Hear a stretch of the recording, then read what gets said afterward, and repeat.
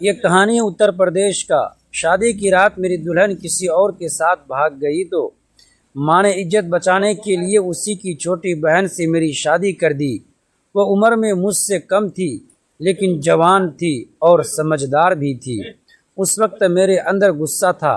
जब उसकी बहन कमरे में दूध लेकर आई, मैं उसे गुस्से वाली आवाज़ में कहा, यहाँ मेरे पास बैठ जाओ। जैसे ही मेरे पास बैठी, मैं उसे अपने बाहों में भर लिया और मैं उसे ज़ोर ज़ोर से मालिश करने लगा। वह डरी सहमी बोली, प्लीज़ छोड़ दो। दुख था और अपनापन था, बोझ था। दोस्तों, वीडियो में आगे बढ़ने से पहले वीडियो को लाइक और हमारे चैनल को सब्सक्राइब करके प्लीज़ हमारा सपोर्ट ज़रूर कर दीजिएगा। दोस्तों, चलते हैं आज की कहानी की तरफ। मुझे लग रहा था जैसे मेरे साथ कोई मजाक हो गया हो। मैं सोच रहा था कि कमरे में जाते ही इस रिश्ते को ख़त्म कर दूंगा, क्योंकि दिल किसी और के लिए धड़क रहा था और ज़िंदगी किसी और के साथ छोड़ दी गई थी। मेरा नाम रोहन है। मैं अपने परिवार में सबसे छोटा था। मेरे ऊपर 2 बड़े भाई और एक छोटी दीदी थी और सबकी शादी हो चुकी थी। घर में मुझे बहुत प्यार मिलता था। मेरी हर छोटी बड़ी ख्वाहिश बिना कहे पूरी हो जाती थी। हमारा घर हमेशा हंसी खुशी से भरा रहता था। एक दूसरे का ख्याल रखना और सम्मान देना हमारी परंपरा थी। सब कुछ अच्छा था, लेकिन माँ की एक आदत हमें परेशान करती थी। उन्हें हमेशा समाज की चिंता रहती थी कि लोग क्या कहेंगे। हम चाहते थे कि वह हमारी खुशी को ज़्यादा महत्व दे, लेकिन वह अपनी सोच नहीं बदल पाती थी।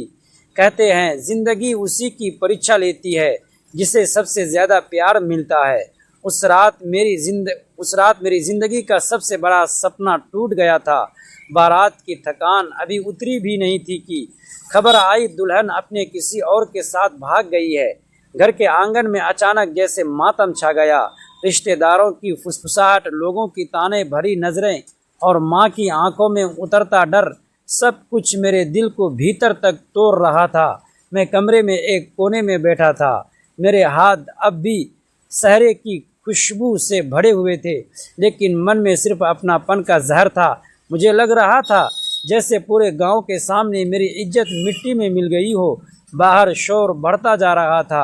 कोई कह रहा था इतनी बड़ी बेइज्जती, कोई अफसोस जता रहा था, कोई तमाशा देख रहा था। तभी माँ मेरे पास आई। उनकी आंखें लाल थीं, चेहरा थका हुआ था। उन्होंने कांपती आवाज़ में कहा, बेटा, जो होना था हो गया, लेकिन अब हमें अपनी इज्जत भी बचानी है। मैंने गुस्से में सिर उठाया। अब क्या बचा है माँ? सब खत्म हो गया। माँ कुछ पल चुप रही, फिर बोली, उस लड़की की छोटी बहन, वो शादी के लिए तैयार है। मैं जैसे पत्थर बन गया।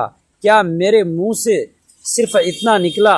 वो बालिग है, समझदार है और उनके परिवार वाले भी यही चाहते हैं कि बात यहीं ख़त्म हो जाए। माँ ने धीमे से कहा। मेरे अंदर तूफान चल रहा था। मुझे लगा जैसे मेरी ज़िंदगी कोई फैसला नहीं बल्कि मजबूरी बन गई है।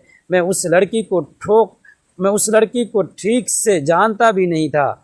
बस इतना पता था कि वह उम्र में मुझसे छोटी है, शांत स्वभाव की है और हमेशा अपनी बड़ी बहन के पीछे छुपी रहती है। कुछ घंटों बाद वही मंडप फिर से सजाया गया। वही पंडित, वही मंत्र, वही अंगिनत, लेकिन सब कुछ बदल चुका था। मेरे चेहरे पर मुस्कान नहीं थी।